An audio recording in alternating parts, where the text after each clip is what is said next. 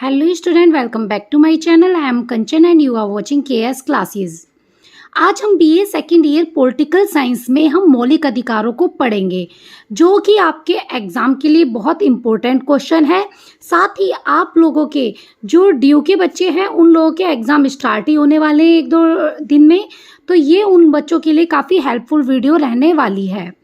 तो यहाँ पर हम बात करेंगे कि भारतीय संविधान में कौन कौन से मौलिक अधिकार दिए गए हैं और साथ ही हम इनका आलोचनात्मक विवरण देखेंगे कि किस तरह से जो आपके मौलिक अधिकार हैं वो विवादास्पद हैं, या अगर उन्हें आपसे कोई छीन लेता है तो आप किस तरह से उन्हें वापस पा सकते हो।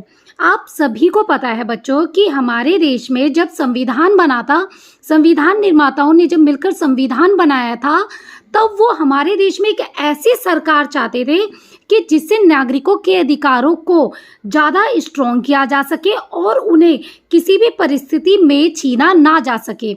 और ये इसीलिए था क्योंकि ब्रिटिश राज में ऐसा देखा गया था कि जो हमारे देश के लोग हैं, भारत के लोग हैं, उनका ब्रिटिश के लोगों ने बहुत हनन करा था, उनके सभी तरह के अधिकार छीन लिए गए थे। लेकिन संविधान निर्माता चाहते थे कि आगे फ्यूचर में ऐसी चीज़ें ना हो, इसीलिए उन्होंने मौलिक अधिकारों को काफ़ी स्ट्रॉन्ग बनाया है। साथ ही उन्होंने ऐसी भी सुविधा की है कि अगर कोई हमारे मौलिक अधिकार छीनता है तो किस तरह से हम जाकर हाई कोर्ट या सुप्रीम कोर्ट में उन्हें वापस पा सकते हैं। तो आप देखो आपके क्वेश्चन किस तरह से बन सकते हैं। देखो, एक तो इस तरह से बन सकता है कि भारतीय संविधान द्वारा नागरिकों को दिए गए मौलिक अधिकारों की आलोचनात्मक व्याख्या कीजिए। और ये 3 लिखे हुए हैं, आप देख सकते हैं कि इस तरह से क्वेश्चंस पूछे जाते हैं, तो आपको कंफ्यूज होने की जरूरत नहीं है। इसके अंदर एक ही आंसर बनेगा, तो आप क्वेश्चन को अच्छे से रीड कर लेना। अब चलते हैं हम अपने आंसर की तरफ। आप सभी को पता है कि हमारे संविधान के भाग 3 यानी अनुच्छेद 12 से लेकर 35 में सिर्फ मौलिक अधिकारों के बारे में ही वर्णन किया गया है। इससे पहले जो भाग 2 है उसके अंदर नागरिकता के बारे में, और भाग 1 है उसके अंदर राज्य क्षेत्र के बारे में दिया गया है। तो हम बात करते हैं कि मौलिक अधिकार क्या होते हैं। तो मौलिक अधिकार वे अधिकार हैं जिनको प्रयोग किए बिना नागरिक अपने जीवन का पूर्ण विकास नहीं कर सकता। यानी अगर हम लोगों को मौलिक अधिकार नहीं मिलेंगे तो हम अपने व्यक्तित्व का पूरी तरह से विकास नहीं कर सकते। और आप 1 बाय 1 देखेंगे कि हमें कौन कौन से मौलिक अधिकार मिले हुए हैं। तो संविधान के जब 44वां संशोधन किया गया तो इससे पहले मौलिक अधिकार हमारे साथ थे, लेकिन अब जो हमारे मौलिक अधिकार हैं वो सिर्फ 6 है, क्योंकि 44वें संशोधन द्वारा संपत्ति के अधिकार को मौलिक अधिकारों से हटाकर कानूनी अधिकार बना दिया गया है। तो अब हम सिर्फ 6 जो मौलिक अधिकार हैं उन्हीं को हमें प्राप्त है, और जबकि जो 7वां मौलिक अधिकार है कानूनी अधिकार बन चुका है, यानी संपत्ति के अधिकार को हटा दिया गया है। लेकिन अभी भी काफ़ी सारे बच्चे कंफ्यूज होते हैं कि जो संपत्ति का अधिकार है वो हमारा अभी भी मौलिक अधिकार है, बट ऐसा नहीं है। क्योंकि जब संपत्ति का अधिकार मिला हुआ था तो इसके अंदर हम अनलिमिटेड संपत्ति अर्जित कर सकते थे।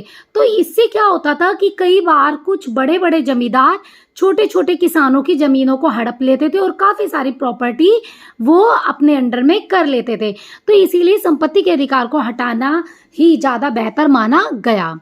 तो अब जब हम बात करते हैं कि जो हमारे मौलिक अधिकार हैं वो किस किस अनुच्छेद के अंतर्गत आते हैं, तो 12, 13, 33, 34 एवं 35 जो मौलिक अधिकार हैं उसमें कुछ कानूनी प्रावधान किए गए हैं।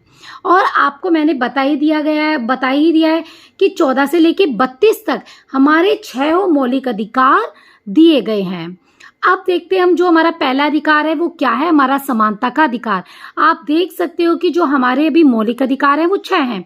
समानता का अधिकार, स्वतंत्रता का अधिकार, शोषण के विरुद्ध अधिकार, धार्मिक स्वतंत्रता का अधिकार, सांस्कृतिक तथा शिक्षा संबंधी अधिकार, संवैधानिक उपचारों का अधिकार।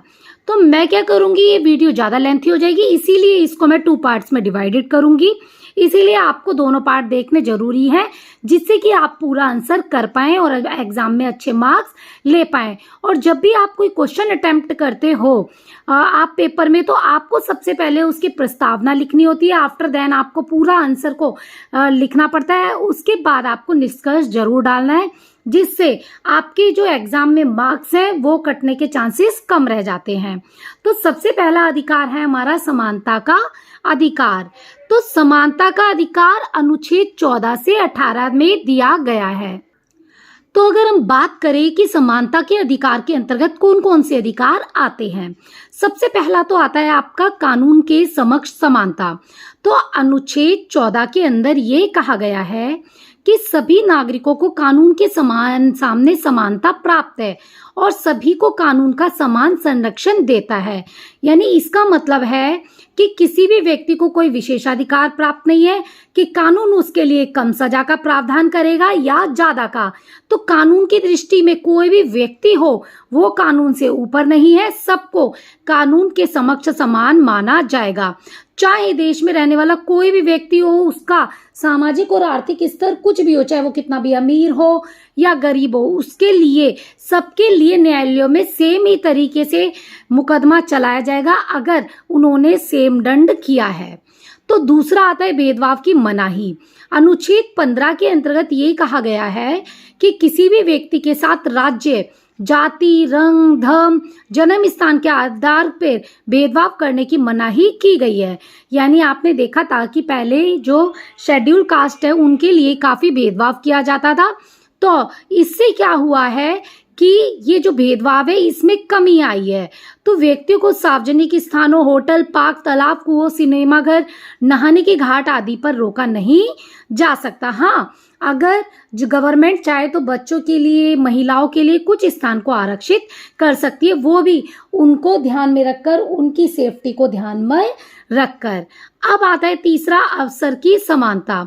तो अनुच्छेद 16 ने रंग, भाषा, जाति, धर्म, लिंग आदि के आधार पर भेदभाव किए बिना राज्य के अधीन नौकरी और पद पाने का समान अवसर दिया गया है। यानी कोई भी व्यक्ति हो, किसी भी रंग से बिलोंग करता हो, किसी भी धर्म से बिलोंग करता हो, उसको नौकरी प्राप्त करने का अधिकार है। वह सरकारी नौकरियों के लिए आवेदन कर सकता है। और साथ ही अगर सरकार को लगता है कि उन्हें SC ST के लिए कुछ सीटें आरक्षित करनी चाहिए जिससे कि उनके व्यक्तित्व का विकास हो सके, तो सरकार ऐसा कर सकती है। साथ ही छुआछूत की समाप्ति। तो आपने देखा कि मैंने आपको बताया कि 14 से 18 के बीच में समानता के अधिकारों को दिया गया है, जिसके अंदर आपके ये अधिकार अलग अलग किए गए हैं कि 14 में कौन सा आएगा, 15 में कौन सा आएगा, 16 में और 17 में। अगर आप इसी के अकॉर्डिंग अगर एग्जाम में लिखोगे तो काफी ज्यादा बेटर रहेगा। तो अब आता है हमारा छुआछूत की समाप्ति। तो अनुच्छेद 17 ने छुआछूत को समाप्त करने के साथ ही उसका किसी भी रूप में सहारा लेना अपराध घोषित कर दिया गया है। यानी अस्पृश्यता अपराध कानून बनाया गया है जो 1955 में बनाया गया है। और 1976 में नागरिक अधिकार सुरक्षा कानून पास करके कठोर दंड देने की व्यवस्था की गई है। इस कानून के अंतर्गत दंडित व्यक्ति लोकसभा और विधानसभा का चुनाव नहीं लड़ सकते। यानी अगर ये उन्होंने छुआछूत किया है तो वो लोकसभा और विधानसभा का चुनाव नहीं लड़ सकते। तो इस तरह से हमें ये कुछ अधिकार दिए गए हैं। साथ ही इसी के अंदर एक और अधिकार है हमारा, है उपाधियों की मनाही। तो अनुच्छेद 18 के अंतर्गत ये दिया गया है कि सेना या शिक्षा संबंधी उपाधियों के अलावा सभी तरह की उपाधियों की प्रथा को खत्म कर दिया गया है। जैसे अगर बात करें हम 1977 में जनता शासन ने इसी आधार पर भारत रत्न, पद्म भूषण और पद्मश्री जैसे राज्य द्वारा दिए जाने वाले अवार्ड बंद कर दिए गए थे, लेकिन 1980 में ये कांग्रेस के शासन में आकर इन्हें फिर से लागू कर दिया गया, क्योंकि उनके अनुसार ये उपाधियां ना होकर सम्मानजनक अवार्ड हैं। तो इस तरह से आपने देखा कि समानता का अधिकार है, उसके अंदर हमारा 14 से 18 तक अनुच्छेद आते हैं और आपको 1 बाय 1 इन अनुच्छेदों को बार बार याद भी करना है। अब बात करते हैं हम कि स्वतंत्रता का अधिकार। तो स्वतंत्रता के अधिकार के अंतर्गत यह आता है कि 19 से 22 अनुच्छेद के अंतर्गत आपको सारी तरह की स्वतंत्रता दी गई है। अब इसमें कौन कौन सी स्वतंत्रता आती है, तो वो आपकी 6 तरह की स्वतंत्रताएं हैं। तो फर्स्ट तो है भाषण एवं अभिव्यक्ति की आजादी। सभी नागरिकों को भाषण देने, अपने विचार सार्वजनिक रूप से रखने की स्वतंत्रता है। अगर हमें लग रहा है कि कोई गवर्नमेंट ठीक से वर्क नहीं कर रही, तो हम उसके खिलाफ आराम से बैठकर भाषण या अभिव्यक्ति अपने विचार व्यक्त कर सकते हैं। और इसी के अंदर अगर हम न्यूज़पेपर में, समाचार पत्रों में इन सबको छाप सकते हैं। फिर भी यदि भाषण और विचार की आजादी का कोई नागरिक दुरुपयोग करता है तो शासन मानहानि, अपमानजनक, झूठे अभियोग, न्यायालय का अपमान, इन सब को करके कुछ प्रतिबंध लगा सकते हैं। अब आता है शांतिपूर्ण ढंग से शस्त्रों के बिना एकत्रित होने की आजादी। जैसे कि आपने देखा होगा कि टाइम टू टाइम हमारे देश में शांतिपूर्ण सभाएं होती रहती है। जैसे कि अगर हम किसान, अभी पीछे देखोगे आप, किसान आंदोलन चला था, उसके अंदर किसान सारे मिलकर इकट्ठा हुए थे। और इसी तरह से जो मुसलमान लोग हैं वो भी इकट्ठे हुए थे शांतिपूर्ण। तो इस तरह से ये इन्हें शांतिपूर्ण बिना शस्त्रों के एकत्रित होने की आज़ादी है। उन्हें लगता है कि कोई कानून उनके अकॉर्डिंग नहीं बन रहा, तो उसके लिए कुछ सुधार किए जाने चाहिए, सरकार को उनकी बातें माननी चाहिए, तो वो शांतिपूर्ण ढंग से सभा कर सकते हैं। संस्था या संघ बनाने की आज़ादी। अपने सांस्कृतिक, सामाजिक, आर्थिक, राजनीतिक हितों के आदि के लिए नागरिकों को संस्थाएं और संघ बनाने की आज़ादी है। जैसे आप देखोगे आरएसएस, ये सब कुछ इस तरह के संघ है। भ्रमण की आज़ादी। देश के सभी नागरिकों को देश के किसी भी भाग में बिना रोक टोक कहीं भी जाने की आज़ादी है। देश के किसी भी भाग में बसने की आज़ादी।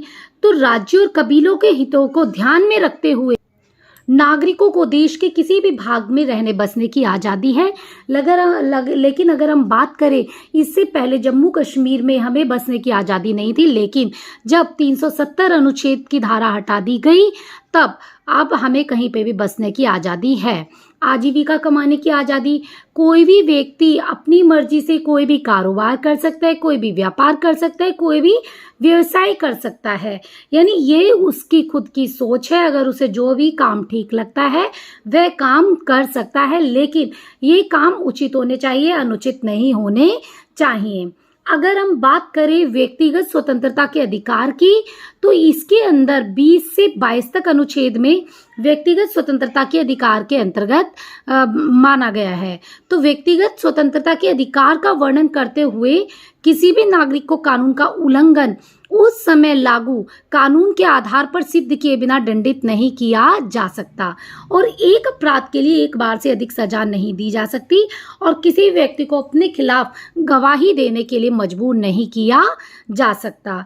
तो इस तरह से कुछ अनुच्छेद में ये भी दे रखा है कि जैसे कि हम 22 अनुच्छेद की बात करें कि बंदी बनाए गए व्यक्ति को 24 घंटे के अंदर निकटतम मजिस्ट्रेट के सामने पेश किया जाएगा और उसे अपनी पसंद का वकील चुनने की आज़ादी है। तो ये तो थे हमारे समानता से संबंधित और स्वतंत्रता से संबंधित कुछ अधिकार। अब जो बाकी हमारे बचे हैं, शोषण के विरुद्ध, सांस्कृतिक शिक्षा और संवैधानिक उपचारों का अधिकार, इन्हें हम नेक्स्ट वीडियो में कवर करेंगे। अगर आपको मेरी ये वीडियो पसंद आती है तो लाइक, शेयर एंड सब्सक्राइब करना ना भूलें। और अगर आपको कोई डाउट है तो आप कमेंट के थ्रू मुझसे कुछ भी पूछ सकते हैं। Thanks for watching KS class.